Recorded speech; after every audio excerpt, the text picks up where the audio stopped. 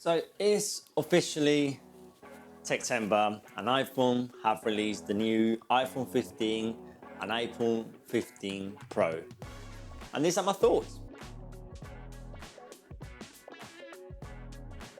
For the iPhone 15, they're really using last year's iPhone 14 Pro to make the iPhone 15. They're using many of the features, and this, back on the days, it used to be the 4S, 5S, 6S. So it used to be the S model from the year after for everything from the year before.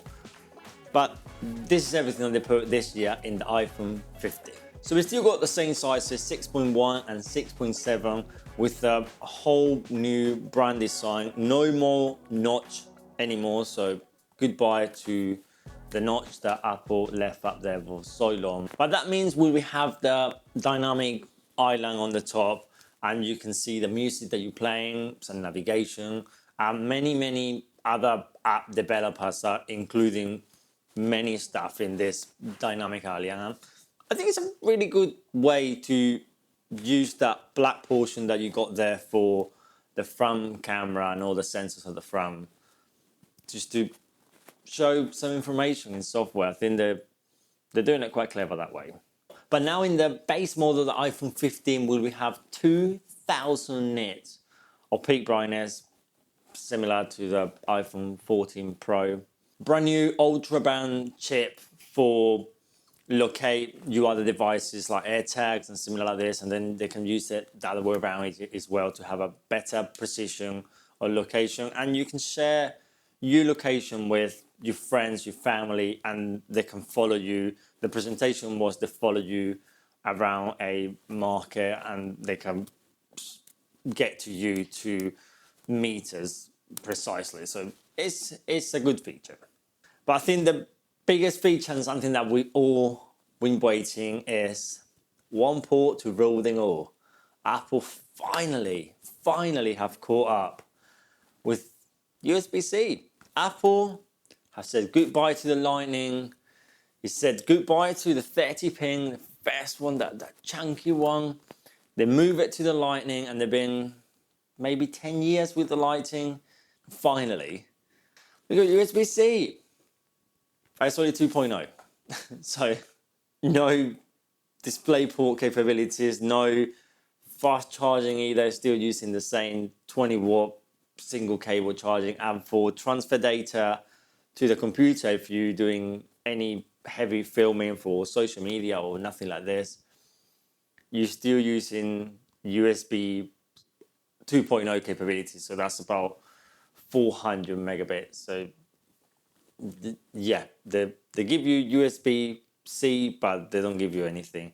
But talking about transfer, it's going to be a struggle because now we got bigger camera. Finally, again, Apple have caught up with all the big other brands out there, and they changed from the 12 megapixel. We are now in 48 megapixel main camera. We still have a ultra wide, so still a 2-camera phone for the base model iPhone 15.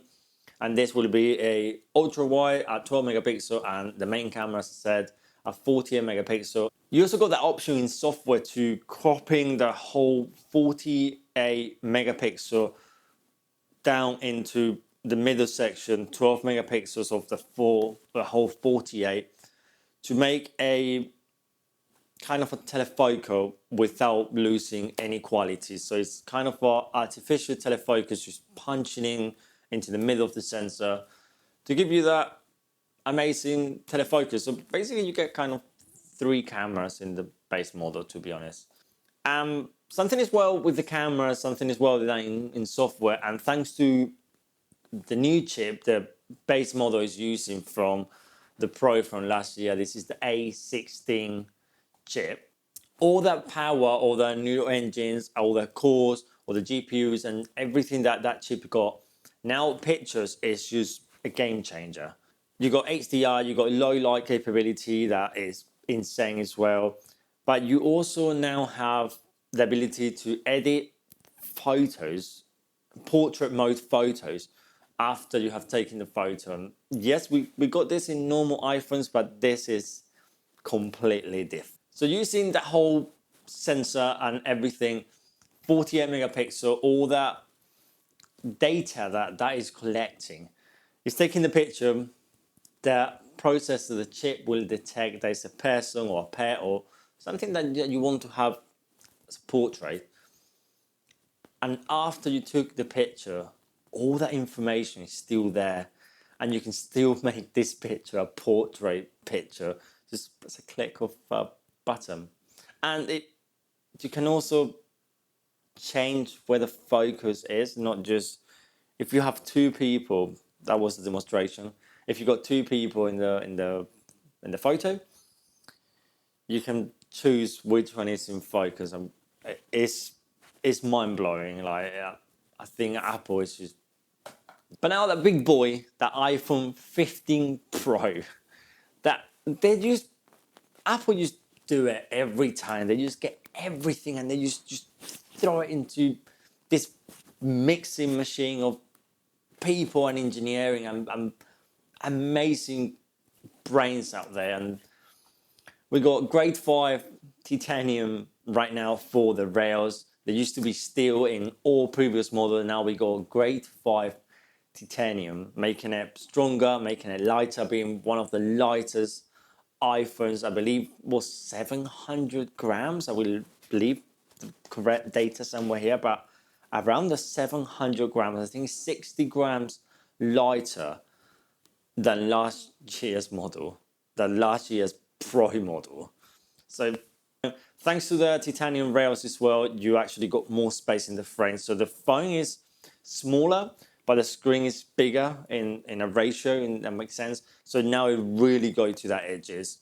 It's only titanium in the rails. Internally, they're still using the aluminium substrate for the component stuff, and this aluminium is, again, 100% or 75% recyclable. They're trying to go mega eco-friendly by 2030, so that is amazing to hear by a company of this. Now the back is also more repairable, so it's easier to pry apart and repair it yourself, so that's very good. And hopefully this year in the iFixit score, the iPhone 15 Pro will be one of the highest.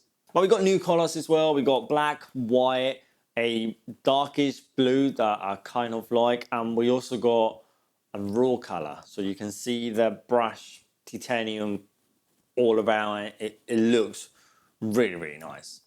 But I think the main elephant in the room is the new chip. You got a new chip in the Pro model. This is the A17 Pro chip, and it's up to 10% faster in CPU, 3 times more performance single core, incredible neural engine with more cores than before, 35 trillion operations a second. And it does have a dedicated USB 3 chip, meaning that USB 3 can carry video over USB-C.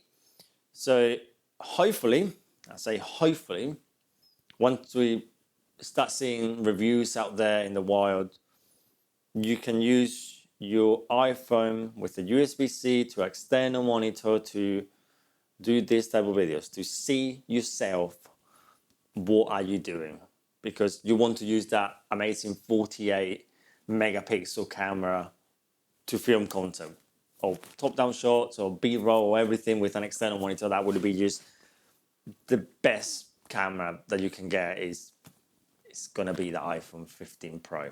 But talking about cameras, the Pro model normally got 3 cameras, and we still got a 12 megapixel 3x telephotos at 2.8, 12 megapixel ultra wide 2.2, and again the same 48 megapixel main camera. Now with these 3 lenses, you can step in between, so you can use variable focus from your 28mm all the way to, I believe, 120, and you can use all the steps in between, just cropping into the 48 megapixel sensor and going to the telephoto, and it's one of the best cameras out there for sure.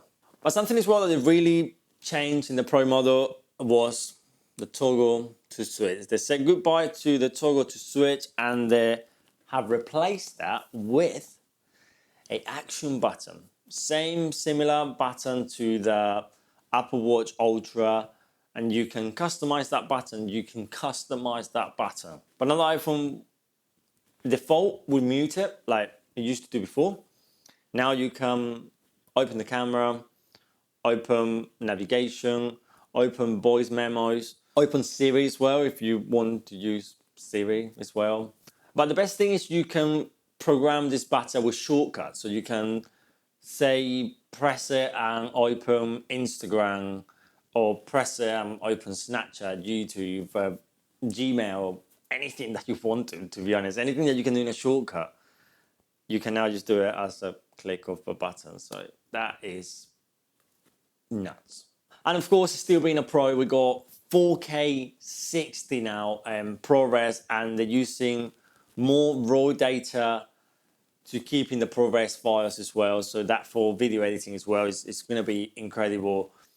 I think that iPhone is definitely yes what we wanted 10 years ago in cameras, and we needed to spend so much money. And all it will do is just that, be a camera. Now you got amazing cameras, amazing connectivity, amazing speeds in chip, super light, fit on your pocket. They are just the best device to have out there.